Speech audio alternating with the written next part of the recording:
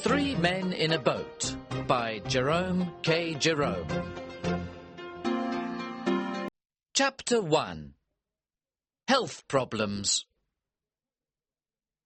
There were four of us: George, William Samuel Harris, myself, my friends call me Jay, and Montmorency. We were sitting in my room and were smoking and talking about our bad health. We were all feeling very ill, and we were unhappy about it. Harris said he felt dizzy sometimes. George felt dizzy too. My big problem was my liver. I knew I had a bad liver. I had read about all the symptoms of liver disease in a book. I had every symptom that was written. Every time I read about an illness, I realize that I have it. One day, I had a little health problem. I went to the British Museum Library to read about it. After some time, I began reading about another illness. I don't remember the name now, but it was something terrible. I knew I had that terrible illness too. I began reading the book from the letter A to the letter Z. I had the symptoms of all the diseases in the book, except for one. I didn't have housemaid's knee. This made me a bit unhappy. Why didn't I have housemaid's knee too? With all the diseases I had, I knew my life was short. I tried to examine myself. I tried to feel my heart. I tried to look at my tongue.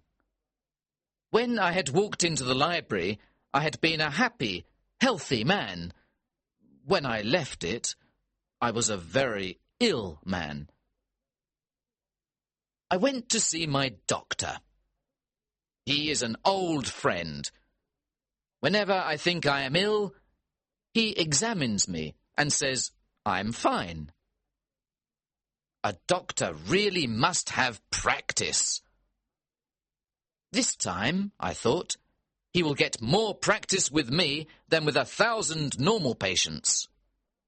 After all, normal patients have only 1 or 2 diseases each. Well, what's wrong with you? He asked. I said, if I tell you what is wrong with me, you will die before I finish.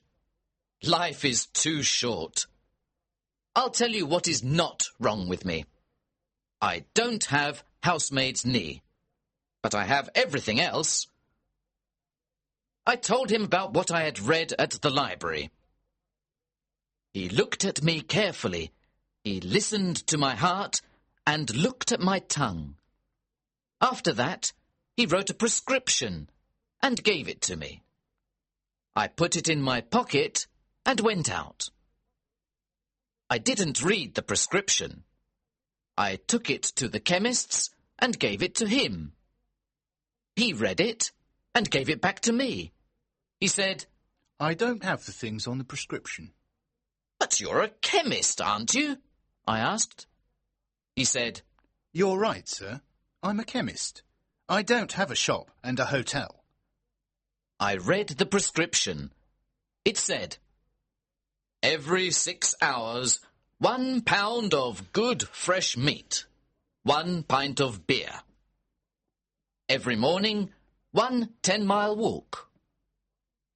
Go to bed no later than 11 o'clock each night, and don't read books about things you don't understand. I followed the doctor's prescription. It saved my life. I now feel rather well, except for my liver problem. The main symptom of liver disease is a general feeling of sleepiness and no interest in working. I have suffered from this illness ever since I was a boy. Medical science was not advanced in those days. Doctors did not know that I had liver illness. They thought I was lazy. People called me a lazy little devil and said, "Go and do your work." They did not know I was ill with liver disease. Instead of giving me liver pills, they gave me blows on the head. Those blows were good for me, because after each blow, I went to do my work. That old remedy worked better than a box of modern pills. That evening, George, William Harris and I sat in my room. We described our illnesses. I explained to George and William Harris how I felt in the morning. William Harris told us how he felt when he went to bed. Then George stood up and told us how he felt at night. George always thinks he is ill, but there is really nothing wrong with him. At that moment, Mrs. Poppets, the housekeeper, served our dinner. We were not hungry. We ate some meat, onions, and cake. We had no interest in food. We began talking about our illnesses again. We all knew that our illnesses were caused by too much work. "We need a rest," said Harris. A rest and a change, George added. Our minds are tired from too much work. We must rest our minds. "Let's go to the countryside," I said. "We'll find a nice, quiet place with no people." Harris said, "Oh, how boring. In the country, everyone goes to bed at 8 o'clock. You can't even find a newspaper. If you want a rest and a change, then the best place is the sea." "What a terrible idea," I said. "A sea trip gives you seasickness. Who wants a whole week of seasickness? You leave on Monday and you're feeling well. On Tuesday, you feel worse. Then on Wednesday, you're really sick. On Thursday and Friday, you're almost dead. On Saturday, you can finally drink a few teaspoons of tea. On Sunday, you can walk again and eat some food. Then, on Monday, you're happy because it's time to get off the ship." So George said, Let's go up the river. We'll have fresh air and quiet on the river. The hard work on the boat will make us hungry, so we'll enjoy our food. We'll be so tired at the end of the day that we'll sleep well. Harris said, "You don't have any trouble sleeping, George. There are only 24 hours in the day, and you sleep most of that time. If you sleep any more, you're dead. However, I like your idea of a holiday on the River Thames." I liked it too. George was surprised that we both liked his idea. The only one who didn't like the idea was Montmorency, my fox-terrier. He looked at us with his big eyes. "You like the idea, but I don't," his face said. "On the river, there's nothing for me to do. I don't like looking at the trees. I certainly don't smoke. If I see a rat, you won't stop the boat so I can run after it. When I'm asleep, you'll probably rock the boat, and I'll fall into the river. The whole idea is stupid."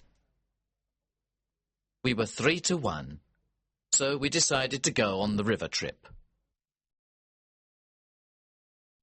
Chapter 2. Planning the Trip. We looked at the maps and we discussed plans. We decided to start from Kingston the following Saturday. "Harris, you and I will go to get the boat at Kingston," I said. "Then we'll take it up the river to Chertsey, where we'll meet George." George works in the city until the afternoon. George goes to sleep at a bank from 10 o'clock to 4 o'clock, Monday to Friday, except on Saturdays. On Saturdays, they wake him up at 2 o'clock and put him outside the door. The next problem was where to sleep at night. George and I didn't want to sleep in inns.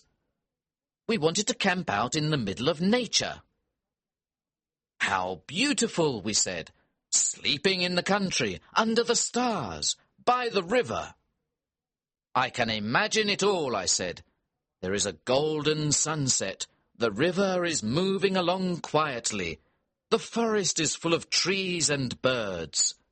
The grass around us is green, and little flowers grow here and there. Soon it is dark. We row our boat into a quiet corner on the river. We put up our tent and cook a simple, healthy meal. We all sit around a warm fire and eat our meal. We look up and see the moon and the stars. Then we sit in silence. How wonderful this is! We go to bed and then we dream under the stars. We dream that the world is young again. As we all sat there dreaming, Harris said, "What happens if it rains?" There is nothing poetic about Harris. He is not romantic at all. If Harris ever has tears in his eyes, he is eating raw onions. If you stand by the sea with Harris and say, "Listen to the sounds of the sea. Can you hear spirits singing sad songs? The songs of those who died in these waters?" He will take you by the arm and say, "I understand, my friend. You're not feeling well. Now, come with me. I know a place around the corner here where you can get some good whiskey. You'll feel better soon." Harris always knows where you can find a good whiskey. Harris was right about camping out when it rains. It's not nice at all. Just imagine. It is evening. You are all wet. There is water in the boat, and all your things are wet. You find a place on the riverbank. You get out of the boat and pull out the tent. Now, 2 of you try to put it up. The tent is wet and very heavy. It is raining hard. The wind is blowing. The wet tent flies about. It falls on your head and makes you angry. It is difficult to put up a tent in good weather. It is impossible to do so in wet weather. The other man is of no help at all. He is a complete fool. The wind continues to blow and the rain continues to fall. You look at the other man and say, "What are you doing with your side of the tent?" "What are you doing?" he answers. "Don't pull on your side," you shout. "I didn't pull. You pulled," he shouts. "You're doing everything wrong," you shout. "What?" he shouts. "I can't hear you." "You don't know how to put up a tent. We'll never put up this tent," you say. At this point, the third man has pulled the boat out of the water. He is completely wet. He wants to know why the tent isn't up yet. Everyone is wet and angry. Harris was right. Camping out in rainy weather is not a good idea. We decided to camp out in good weather and to sleep in an inn or a hotel in bad weather. Montmorency agreed with this decision. He likes inns and hotels. Montmorency doesn't like the quiet life. He prefers noise and confusion. He looks like a good, well-behaved dog, but he's not. When you look at Montmorency, you see an angel from paradise in the form of a small fox-terrier. You think he is a sweet, gentle little dog. When old ladies and gentlemen look at him, tears come to their eyes. When he killed 12 chickens, and I paid for them, I changed my opinion of Montmorency. In 1 year, he had 114 street fights with other dogs. An angry woman brought me her dead cat and called me a murderer. Montmorency loves to join the worst dogs. He then takes them around town to fight other dogs. This is his idea of a happy life. Chapter 3. Packing. The following evening, we met again to discuss our plans. Harris said, "Now, we must decide what to take with us. You get a piece of paper, Jay, and you get a pencil, George. I'll write the list." Harris is always like this. He tells everyone what to do, and he does nothing. My old Uncle Podger was just like Harris. When Uncle Podger did a job, everybody in the house helped.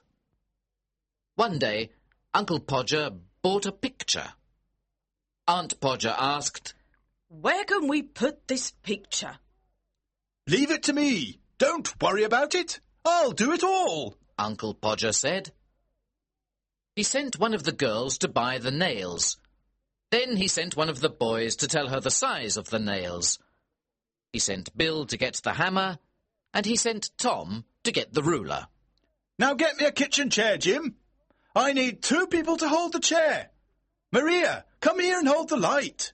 Tom, come here and give me the nail." He finally had the nail in his hand, but it fell on the floor. Everyone looked everywhere for the nail. When someone finally found it, Uncle Podger lost the hammer. "Where's the hammer? Where did I put the hammer? Help me find the hammer." When we found the hammer, he lost the place on the wall to put the picture. So each one of us climbed up on the chair to look for the place. Each one thought it was a different place.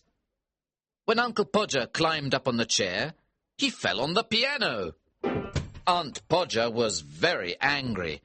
She said, "The next time you put a picture on the wall, please tell me. I'll go and spend a week with my mother." Uncle Podger tried again and again. At midnight, the picture was on the wall. However, it was not straight. The wall was dirty. Everyone was tired and unhappy.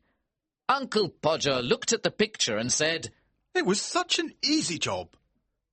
I told Harris, "You get the paper and pencil.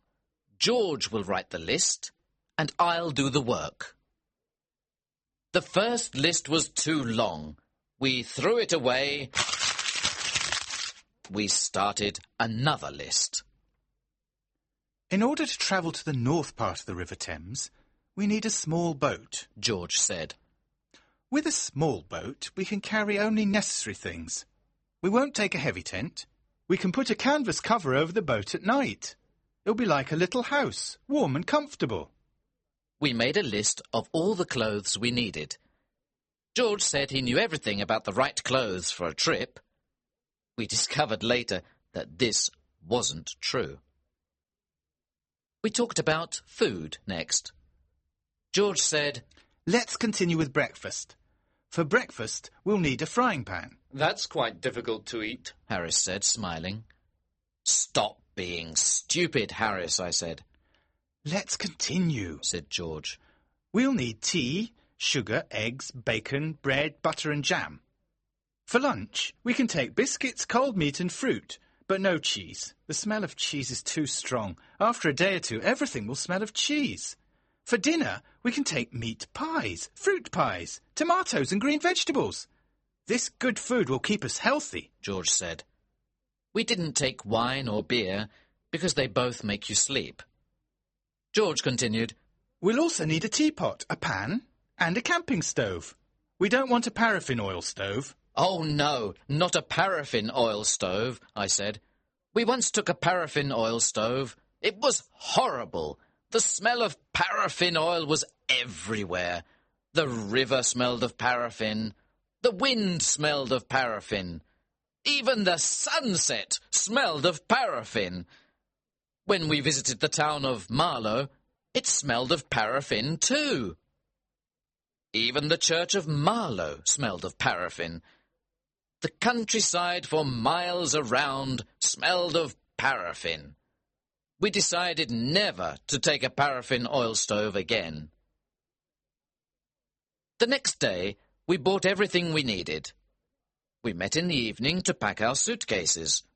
We got a large suitcase for the clothes and 2 large hampers for the food and utensils. I am very good at packing. Packing is one of those things that I do best. "I'll organise the packing," I said to George and Harris. They agreed. George sat in the armchair and Harris put his feet up on the table. This was not what I had intended. I wanted to organise the packing, not do it. I wanted George and Harris to do all the work.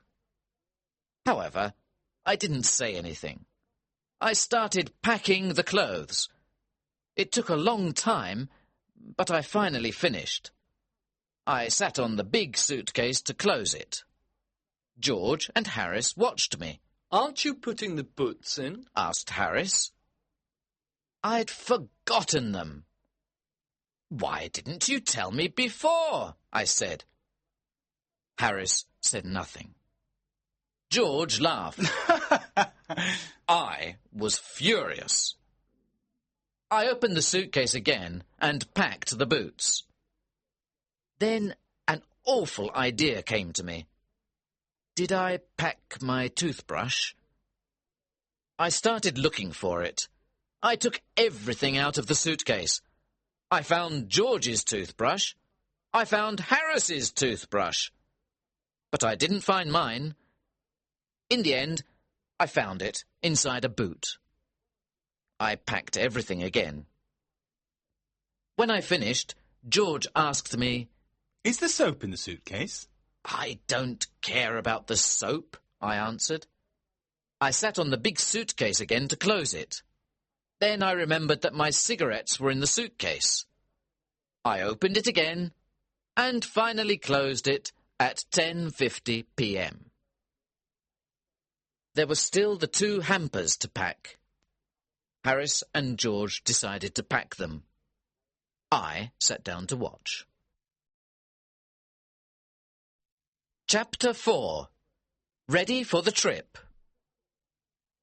There were dishes, cups, bottles, pans, tomatoes, cakes, and many other things to pack in the hampers. As soon as George and Harris started packing, they broke a cup. And this was just the beginning. George is the worst packer in the world.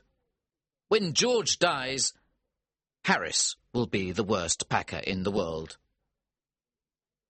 They walked on things and broke them. Harris put a big jar of jam on top of a tomato and crushed it. George stepped on a big packet of butter, and Harris sat on it. Soon there was butter everywhere. They packed the pies in the hamper, then they put heavy things on top of them. The pies were crushed, just like the tomato. In the middle of all this, there was Montmorency, of course. He put his leg in the sugar, and soon there was sugar everywhere. He ran away with the teaspoons. He pretended that the lemons were rats, and killed 3 of them. This was Montmorency's idea of fun. At 1 in the morning, the packing was finished. We were ready for bed. George said, "What time shall I wake you up?" Harris said, 7 o'clock. I said, 6 o'clock. Wake us up at 6:30, George, we said. It was Mrs. Poppets who woke me up the next morning. Do you know that it's nearly 9 o'clock? What? I shouted as I jumped out of bed. I woke up Harris and George. We began to get ready, and we remembered that we had packed our toothbrushes. So we went to get them out of the suitcase. This was not an easy job. At last, we were ready to eat breakfast. While we ate breakfast, George read the newspaper. He told us about the people killed on the river and about the bad weather report. George went to work, and Harris and I finished our breakfast. That morning, Montmorency invited 2 of his friends to the house. They fought most of the time. When we were finally ready, we carried our luggage to the road. We waited 20 minutes for a taxi. Taxis usually come every 3 minutes. A crowd of people was watching us. They looked at us, at Montmorency, and at Montmorency's friends. They looked at all our luggage. A big suitcase, a small bag, 2 big hampers, some pans, some umbrellas, 5 coats, and raincoats. At Waterloo Station, we took the 11:05 train to Kingston. At Kingston, our boat was waiting for us, below the bridge. Harris and I put our luggage in it. We got on the boat happily, but Montmorency was worried. Harris took the oars and we started our 2-week trip on the River Thames. Harris was wearing a red and orange blazer. It was a beautiful, sunny day. We were enjoying the first moments of our holiday. When we passed Hampton Court Palace, Harris asked, "Have you ever visited the maze here?" He said he had gone into the maze once to show a friend. He studied a map of the maze before going in. He knew it was very easy to get out again. Harris said to his friend, "We'll go in and walk around for 10 minutes. Then we'll come out and have lunch. It's very easy. Take the first turn to the right each time." In the maze, they met some people who had been there for 45 minutes. They wanted to get out because they were lost. Harris said, "Follow me. I'm going out in 10 minutes. The people thanked him and started following him. Other people began following Harris too. Some of them were worried and afraid. He continued turning to the right, but he was still in the maze. Harris got lost. The people were angry with him. They all started calling for help. A young keeper heard them and came to help, but he got lost too. Finally, the old keeper came back from lunch. He let the people out. Everyone was tired and angry. Harris said, "Let's ask George to try the maze on our return trip." "Not a bad idea," I said. When we passed Molesey Lock, we were the only boat in the big lock. Usually, the lock is a very busy place. On Sundays, there are boats everywhere. People like the river and the sun. It's such a beautiful picture. The river, the trees, the flowers and the people in their colourful clothes. At Hampton, Harris wanted to stop the boat and have a look at the church. I don't like visiting churches, but Harris loves it. I came on the trip only because I wanted to visit Hampton Church. You know, I love churches, churchyards and tombs. The idea of not seeing Hampton Church with Mrs. Thomas's tomb makes me angry. Who is Mrs. Thomas? I asked. I don't know, but she has a strange tomb. I said, we must be at Shepperton at 5 o'clock to meet George. Harris said, George? Why can't George be here to do some work? Why doesn't he help us with this heavy boat? What does he do at the bank? He sits behind a piece of glass all day and does nothing. I work. Why doesn't he work? I'm going to have a drink. There are no pubs near here. The nearest pub is far away, I said. What? We'll all die of thirst. No pubs? If you're thirsty, we have water in the boat, I said. Water? Water makes people ill, he said. However, I am very thirsty and I must drink something. So he took the bottle and drank some water. Chapter 5. First day on the boat. We stopped at Kempton Park and had lunch under the trees. Good food always calms Harris. We reached Sunbury Lock at 3:30. We then went to Walton, which is a historical town. Julius Caesar stayed there with his soldiers. Queen Elizabeth stayed there too. You can never escape from that woman. She was everywhere. Next we came to Halliford and Shepperton. There is a tomb in the Shepperton churchyard with a poem on it. I was afraid Harris wanted to stop and visit it. I saw him looking at the church as we passed near it, so I moved the boat suddenly, and Harris's cap fell into the water. He pulled it out and was angry with me. Fortunately, he was worried about his wet cap and forgot about the church. As we came to Weybridge, the first thing we saw was a coloured blazer. When we got closer, we saw that George was inside the blazer. Montmorency started barking furiously. Harris and I shouted loudly, George! George! George waved his cap and shouted too. Hey, some here! The lockkeeper ran out because he thought someone had fallen into the water. When he saw that no one was in the water, he returned to his work. Now that George was on the boat, we decided to make him work. He didn't want to work, of course. I had a bad day at the bank, George said. Harris, who is a little cruel, said, Now you're going to have a bad day on the river. A change is good for you. It's healthy.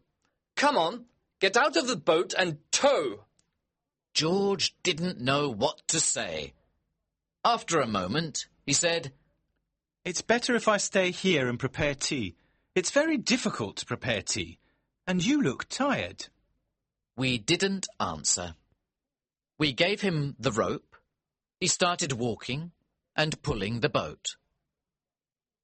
I remember that George once saw a young couple who were walking on the side of the river. They were pulling a rope behind them, and they were talking. They didn't notice that there was no boat at the end of the rope. They had probably had a boat at the end of the rope when they started, but they had lost it. When George saw this, he took the rope out of the water. Then he tied it to his own boat. So the young couple towed George and his 3 fat friends up to Marlow. When they looked back, they saw that they were towing a boat that was not theirs. The young man was surprised and angry. The young lady said, Oh, Henry, where is Aunt Mary? No one knew what happened to Aunt Mary. The most exciting thing is to let girls tow your boat. You always need 3 girls. 2 of them hold the rope. The 3rd one runs around and laughs all the time. When they are finally ready to pull, they start running. They pull the boat too fast, and they are soon tired. They sit down on the grass to rest and laugh. While they rest, your boat goes out into the middle of the river. Oh, look! They say. The boat's gone to the middle of the river. They laugh, jump up, and start pulling it again. Then one of them decides to stop because she needs her hat. Then another wants her red shawl. Now one of them needs a comb for her hair. The other wants her handkerchief. This goes on for most of the afternoon. It is never boring when 3 girls tow a boat. George towed us to Penton Hook. We stopped there and decided to spend the night on the boat. We found a pretty place. We tied our boat to a big tree. We were all hungry and we wanted to eat. However, George said, No, let's put the canvas cover on the boat first. It'll only take a few minutes. It looked simple, but it wasn't. There were 5 metal rods. You put them into special holes on the side of the boat. I didn't think this was dangerous work, but it was. I'm surprised that we are still alive to tell the story. First of all, the metal rods did not go into their holes. We jumped on them, kicked them, and pushed them. When the rods were in their holes, we tried to put the canvas cover on the boat. George took one part of the cover. He tied it at the front of the boat. Harris stood in the middle to help George with the cover. George did his job well, but Harris was completely confused. After 10 minutes of hard work, Harris was inside the cover. He was fighting to get out. He, accidentally, knocked George over. Now George was inside the cover too. They fought with the cover. I heard some very bad words. I thought the job must be very difficult. I didn't understand what was happening. George and Harris had told Montmorency and me to stand at the back of the boat. We did exactly that. We waited quietly. We saw the cover moving violently, but we thought this was the correct method. After a long time, we heard George shout, "We can't breathe under here! Why don't you help us, you idiot?" When someone calls for help, I always answer. I went to help them. Poor Harris! His face was almost black. Chapter 6. Harris makes scrambled eggs. As soon as the cover was in place, we started to prepare supper. We wanted some hot water to make tea. We put the tea kettle on the stove. We pretended that we were not interested in the water. We wanted the water to think that we did not care about it. We began to prepare supper. This was the only way to make the water boil on a boat. If the water knows you are waiting for it, it will never get hot. You must not look at it. It's a good idea to shout, "I don't want any tea! Do you, George?" George shouts back, "Oh no, I don't like tea. I'll have milk." "And you, Harris?" Tea is terrible. I never drink it. I'll have lemonade. This makes the water very angry. At this point, the water will boil.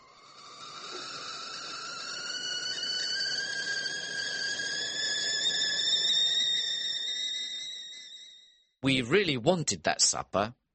We needed that supper. For 35 minutes, nobody spoke. We just ate and ate. Finally, we all had full stomachs and we were happy. A full stomach makes you feel kind and generous. We sat and smiled at each other. We smiled at Montmorency too. We started smoking our pipes and began to talk. We went to bed at 10 o'clock. I didn't sleep well. I wasn't comfortable in the boat. I woke up at 6 o'clock the next morning, and George did too. There was no reason to wake up so early.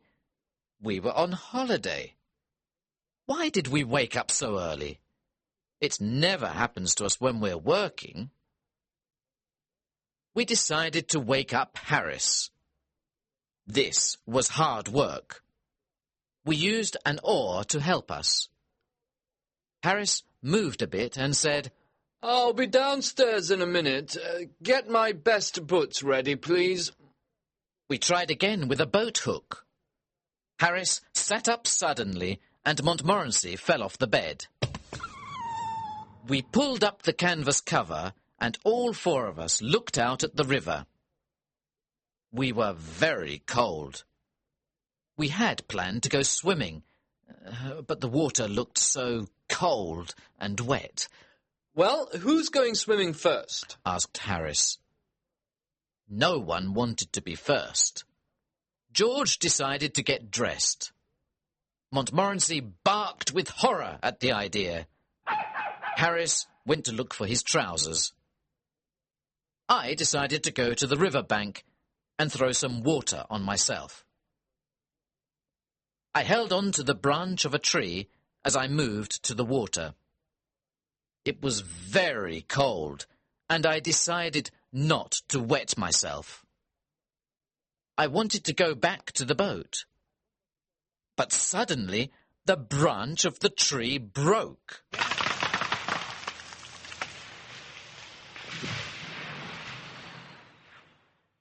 I fell into the river along with my towel. I also drank about a bottle of Thames water. Good heavens! Old J is in the water, Harris said. How's the water? George asked. It's lovely, I answered. Why don't you come in? Nobody wanted to try the water. When I got back to the boat, I was very cold. I wanted to put on my shirt, but it fell into the river. This made me angry. George started laughing. I don't see anything to laugh at, I said. George laughed even more. I never saw a man laugh so much. I was cold and furious. I was trying to get my shirt out of the river. George was laughing louder and louder. Stop laughing, you stupid idiot! I shouted. When I finally pulled the shirt out of the river, I saw that it wasn't mine. It was George's shirt. I started laughing too. I laughed so much that I dropped the shirt into the river again. Aren't you going to get it out? Said George, who continued laughing. I didn't answer him for a while because I was laughing so much. At last I said, It isn't my shirt. It's yours. I never saw a man's face change so quickly. What? He shouted. You donkey! Why can't you be careful with things? Why don't you go and get dressed on the riverbank? People like you don't know how to live on a boat. I tried to tell him how funny it was, but he didn't understand. George is a little slow at understanding a joke sometimes. Harris said, I'm cooking scrambled eggs for breakfast this morning. Once people try my scrambled eggs, they always want them. He was quite famous for his scrambled eggs. George and I got the stove and the frying pan ready. Then we looked for the eggs that weren't broken. We found only 6 of them. Now you can start, we said. Breaking the eggs was difficult for Harris. The eggs got on his trousers and went up his arms. He put 6 eggs into the frying pan. Then he sat down by the stove and mixed them with a fork. George and I saw that it was difficult work. Harris often burnt his fingers. Then he danced around the stove. He waved his hands in the air and shouted. Ow! Ow! Ow! Ow! George and I thought that this was an important part of his cooking method. We didn't know what scrambled eggs were. We thought they were some sort of Red Indian food, and to cook them correctly, it was necessary to do special dances with magic words. Montmorency went to put his nose over the frying pan once and burnt himself.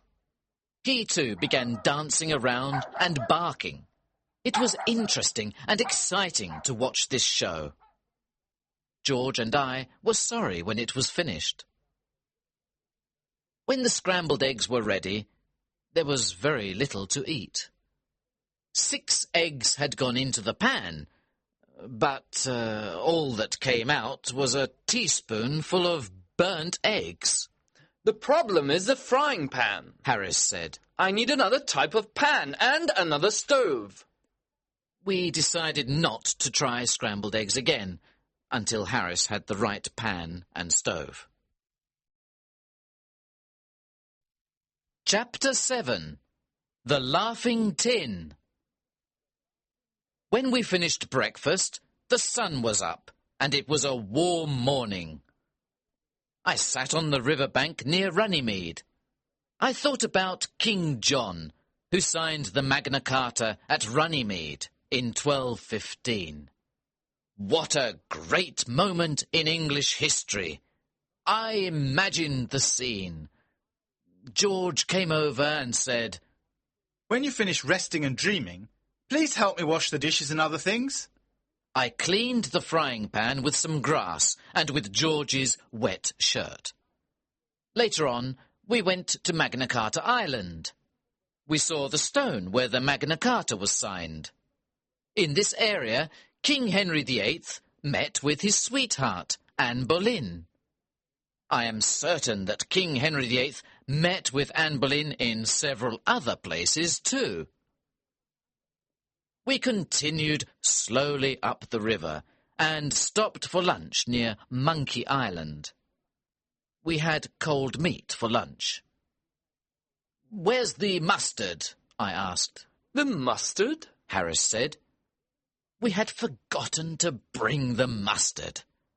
At that moment, we all wanted mustard more than anything in the world. "How boring life is without mustard," said George. We ate our cold meat in silence.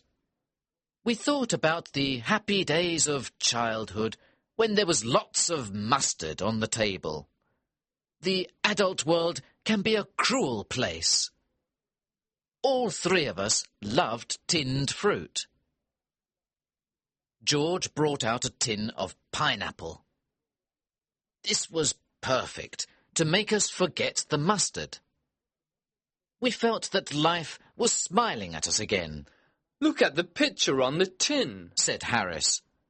"Ah, I can't wait," I said. "I'm dreaming about the sweet juice," George said. Harris got a spoon ready. Then we looked for the tin opener. We took everything out of the 2 hampers. We took everything out of the bag. We looked in every corner of the boat.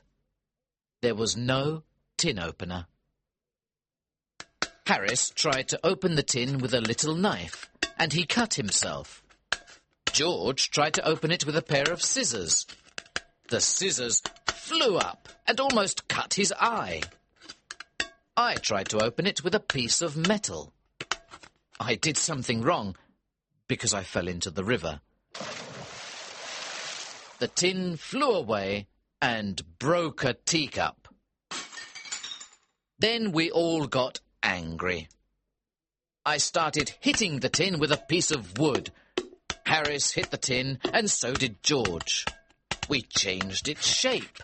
We made it square. We made it round. Then we made it flat. But we still couldn't open it. The tin looked at us and seemed to be laughing. It was ugly, and it frightened us. I threw it in the river. Then we rowed away and didn't stop until we reached Maidenhead. It was evening, and a strong wind started blowing. The wind was behind us, and we put up the sail quickly. The wind blew, and the boat flew up the river. I was steering the boat, and George and Harris were enjoying the trip. Sailing is exciting. It's almost like flying. You feel that you are part of nature. We were alone, and we flew along the river. Far in the distance, we saw a small fishing boat. There were 3 fishermen in it. The sun was going down, and there was a red light on the water. The river seemed magic. It was like a dream. We felt that we were sailing into a strange land. We did not sail into a strange land. We sailed straight into the fishing boat with the 3 old fishermen. At first, we didn't know what was happening. But when we heard the bad words that came from the other boat, we knew we were near people.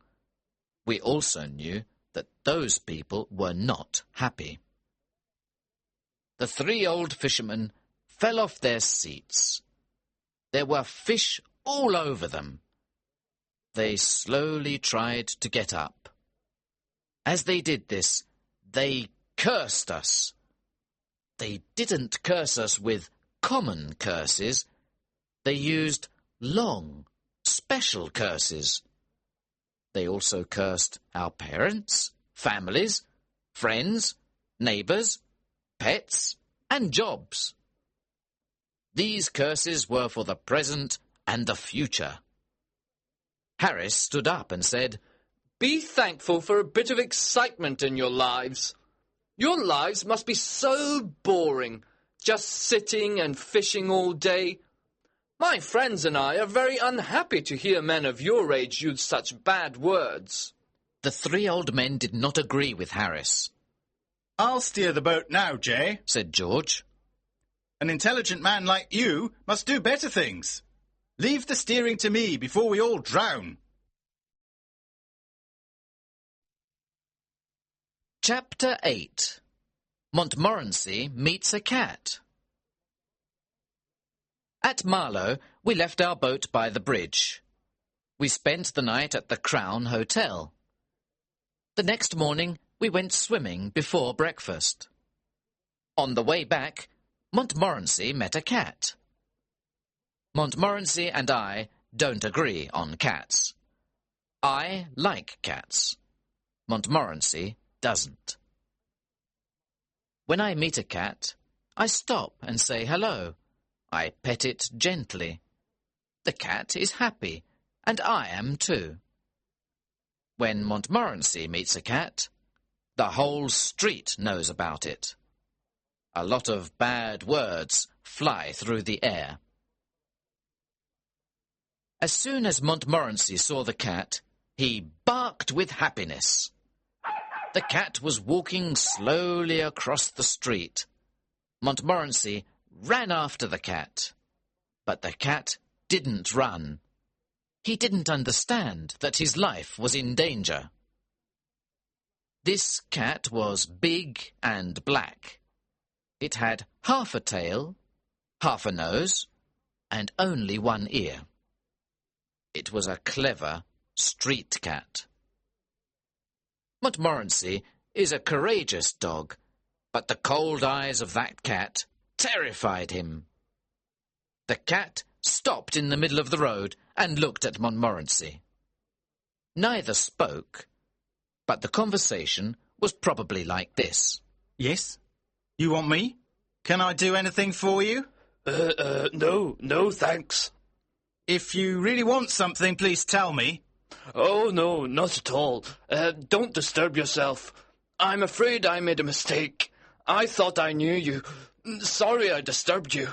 "Not at all. It's a pleasure. Are you sure you don't want anything now?" No, thanks. Nothing at all, thanks. Very kind of you. Good morning." "Good morning." The cat got up and walked away.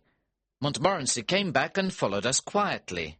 He was silent all day long. To this day, if you say the word cats to Montmorency, he'll stop walking. Then he'll look up at you as if to say, "Please don't." After this, we did our shopping, returned to the boat, and continued our trip up the river. At Hambledon Lock, we discovered that we had no water.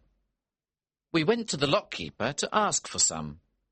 George spoke for us. With a friendly smile, he asked, "May we have some water, please?" Certainly," said the old lockkeeper. "Take as much as you want, and leave the rest." "Thank you very much," said George, looking around. "Where is the water?" "It's where it always is," said the lockkeeper. "It's behind you." George turned around and looked. "I don't see it." "What? Where are your eyes?" the lockkeeper said. He took George's arm and turned him round. "Oh," George said. "but we can't drink the river." No, but you can drink some of it, said the lockkeeper. I've drunk river water for the past 15 years. Well, sir, I don't think you look very healthy after drinking all that river water. But thank you anyway, George said. We left the lockkeeper's place and we found some water at another house. We towed the boat past Henley and stopped near Wargrave for lunch. We were sitting in a green field near the river. Harris was cutting a meat pie. George and I were waiting with our dishes. I need a spoon, said Harris. The hamper was behind us. George and I both turned around to get a spoon. In 5 seconds we had the spoon. When we turned back, Harris and the meat pie were gone. Disappeared. It was a wide, open field. There were no trees nearby. Harris did not fall into the river, because the river was far from us. George and I looked all around. Then we looked at each other. "Has he gone up to heaven?" I asked. Angels don't take meat pies to heaven, George said. "You're right," I agreed. Then there's been an earthquake, George said. I'm sorry he had the meat pie with him. Sadly, we looked at the place where Harris and the meat pie were sitting. Then, with horror, we saw Harris's head. Only his head. It was in the grass. His face was red and furious. George was the first to speak. Say something. Are you dead or alive? Where is your body? Oh, don't be an idiot, Harris shouted. I think you made this happen. You told me to sit there. It's your stupid joke. Here, take the pie. Harris didn't know it, but he was sitting next to a big hole. The long grass covered it. He fell into the deep hole without knowing anything. At first, he thought that it was the end of the world. Harris still thinks that George and I planned it all. Chapter 9. Fighting Swans. After lunch, a gentle wind pushed us up the river past Wargrave and Shiplake. We got out of the boat at Sunning and walked around the village. Sunning is a lovely village. Everything is clean and beautiful. Each house is covered with roses. We decided to return to one of the Shiplake Islands to spend the night. George said, Let's have a special supper tonight. Let's make an Irish stew. We can put everything into one big pan. What a wonderful idea, Harris and I said. I'll get the wood and make a fire, George said. You two can peel the potatoes. This was a very big job. We were happy and excited, but when we peeled our first potato, we understood that this was not exciting. It was hard work. The first potato we peeled looked like a pea. George looked at it and said, No, there's no potato left. Do it like this. We worked hard for half an hour, but we peeled only 4 potatoes. We refused to continue. Well, just put the potatoes in without peeling them. Let's add some carrots and other vegetables. Look in the hampers and take out all the pieces of old food. We'll put them in the stew. You can put anything in a stew. We found half a pork pie, a tin of fish, and a few broken eggs. We added these to the stew. Montmorency watched us carefully and then left. After a while, he returned with a dead rat in his mouth. He wanted to add something to the stew too. We discussed it first. Harris said, It's all right to add the dead rat. It will be mixed with the other things. A stew needs many ingredients. George said, Well, I don't want to try anything new. Maybe next time. I'm sorry, Montmorency. Harris said, If you never try anything new, you'll never discover things. It's men like you, George, who slowed down the progress of our world. George didn't listen to Harris. The stew was a great success. It was delicious, excellent in every way. We all really enjoyed it. After the Irish stew, George and I decided to go to Henley for an evening walk. Harris wanted to stay on the boat and drink a whisky. When we returned to the boat, Harris was sad and confused. What happened to you, Harris? Swans, he said. We had left the boat near a swan's nest. When George and I were in Henley, Mrs. Swan came back to the nest. She started to shout at Harris. Harris frightened her away. She went to get her husband, Mr. Swan. Harris had a terrible fight with these two swans. Harris finally won the fight. However, half an hour later, Mr. and Mrs. Swan returned with 18 other swans. There was a horrible fight.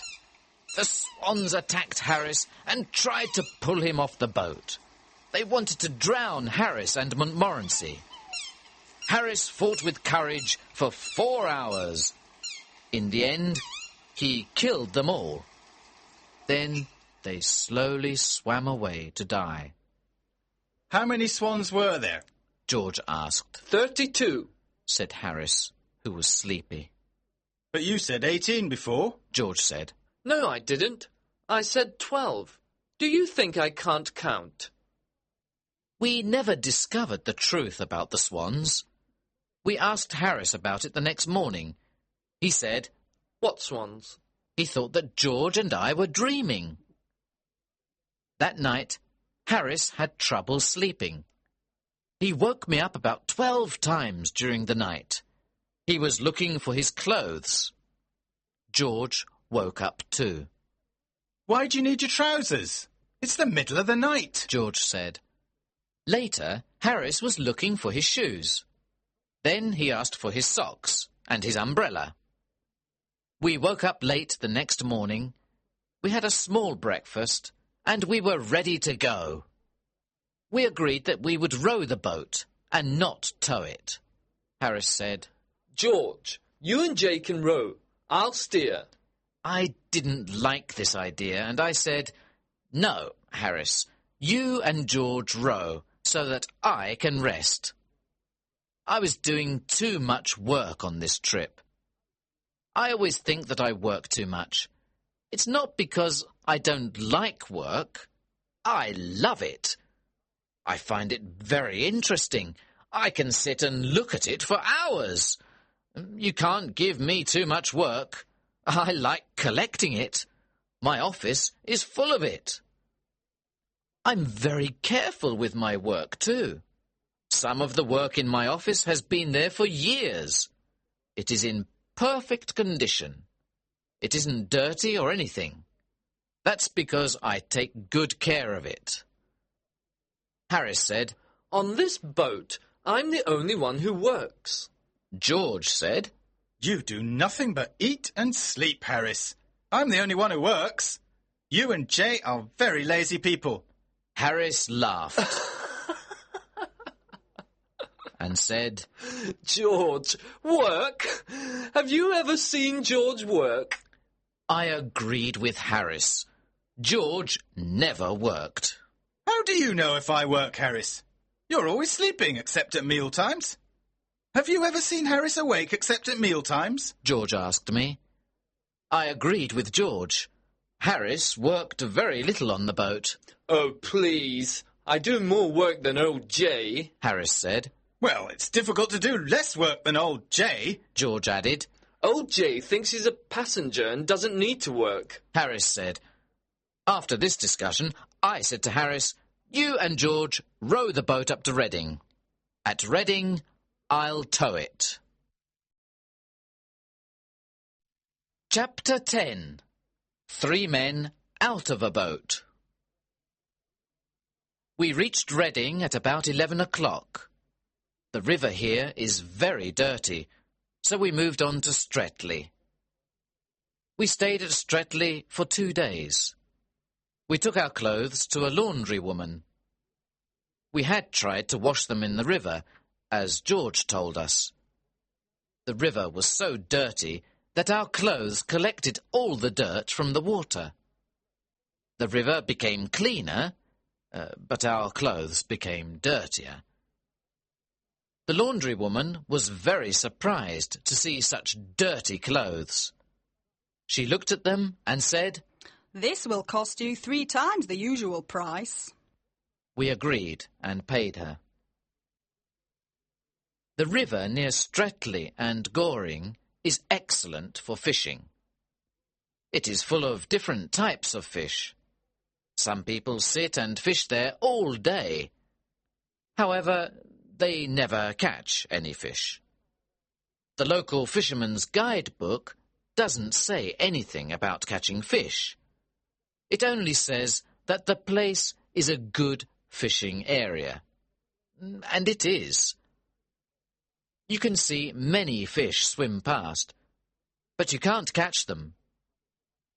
When you go for a walk by the river, you can see hundreds of fish. They come and stand half out of the water. Their mouths are open for bread. If you go swimming, they come to look at you and disturb you. You cannot catch them, however. We passed by Wallingford and Dorchester. Both are ancient British towns. In the days of the Roman Empire, the Romans camped here and built fortifications. We spent the night at Clifton Hampden, which is a pretty village. We finally arrived at Oxford and spent 2 excellent days there. Oxford is a beautiful town with its old university. Oxford is also full of dogs. Montmorency was very happy. He had 11 dog fights on the first day and 14 on the second day. He probably thought he was in heaven. We left Oxford on the 3rd day to return home to London. When we left Oxford, it was raining. The rain continued without stopping. When it's sunny, the river is a dream. But when it's rainy, the river is brown and unfriendly. It rained all day. At first, we pretended to enjoy it. Well, this is a nice change. Too much sunshine is boring. Nature is beautiful even when it rains, I said. Yes, Harris said. it's good to see the river in all kinds of weather. The rain is good for you. I can't understand people who are afraid of a little rain. Harris and I sang songs, and we were quite happy. George did not agree. He stayed under the umbrella. We put up the canvas cover before lunch. We left a little opening to see where we were going. We continued our trip for another 9 miles. We stopped for the night at Day's Lock. We did not have a happy evening. The rain never stopped. Supper was not good. We were really tired of cold meat. We dreamt about our favourite foods. Harris talked about fish cooked in a special sauce. Harris gave his cold meat to Montmorency. He looked at it and turned his head. He seemed insulted by Harris's offer. He went to sit at the other side of the boat, alone. George said, Please don't talk about good food until I finish this cold meat. We played cards after supper. After that, we had some hot water and whiskey. George told us about a man he knew. This man had slept on the river in a wet boat, like ours. He got very ill and died 10 days later. Of course, we began talking about other illnesses. After a while, Harris said, "I've got an awful headache. It must be the rain." "Well, I've got a bad backache," I said. To make us feel happier, George sang to us. That made Harris and I cry, and it made Montmorency howl. There was nothing else to do, so we went to bed. We didn't sleep well at all. We were awake at 5 o'clock the next morning. Our second rainy day was the same as the first. It rained all day. We moved slowly along the river. We agreed to continue our trip, even if it killed us. "It's only 2 more days," Harris said. "We're young and healthy. Maybe we'll be all right." We talked about our evening. With this weather, we can have dinner and take a walk in the rain. Or we can have dinner and spend an hour in a pub, I said. That's not very exciting, said George. "It's much more interesting to go to the Alhambra Theatre in London," said Harris.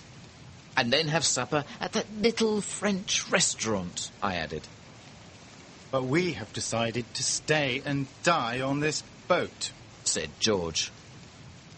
However, there's a train that leaves Pangbourne after 5 o'clock. It gets to London in time to eat something and then go to the theatre. Everyone was silent. We didn't say one word. We looked at one another. Then we got out the big bag and got our clothes ready. 20 minutes later, 3 men and a dog were going to the railway station. We lied to the boatman at Pangbourne. We didn't have the courage to tell him the truth. We were running away from the rain. We asked him to take care of the boat until the next morning. "If something happens, we'll write to you," we said, telling him a big lie. We reached Paddington Station at 7 o'clock. We went directly to the restaurant and had a small meal. Montmorency stayed at the restaurant while we went to the theatre. "We'll return at 10:30 for the dog and for a good supper," I told the restaurant owner. The man at the ticket office of the theatre said, "Oh, you're the famous acrobats from the Himalaya Mountains. You're late for the performance. Please use the side door." We explained to him that we were not acrobats. He understood and sold us 3 tickets. Our clothes probably looked a bit old and strange. At the Alhambra Theatre, everyone looked at our clothes and smiled. Some people laughed. After the theatre, we went back to the restaurant. We enjoyed our delicious supper. After 10 days of eating cold meat, we were thankful for this supper. We ate it without speaking. Then we sat back and felt happy and kind. Harris, who was sitting next to the window, pulled back the curtain. He looked at the wet street. It was rainy and dark. The wind was blowing. A few people walked past under their umbrellas. Harris took his glass and said, "Well, we had a good trip, and I say thank you to old Father Thames. But I think we were right to come back when we did. Here's to 3 men well out of a boat." Montmorency stood on his back legs in front of the window. He looked at the wet night and gave a short bark of agreement.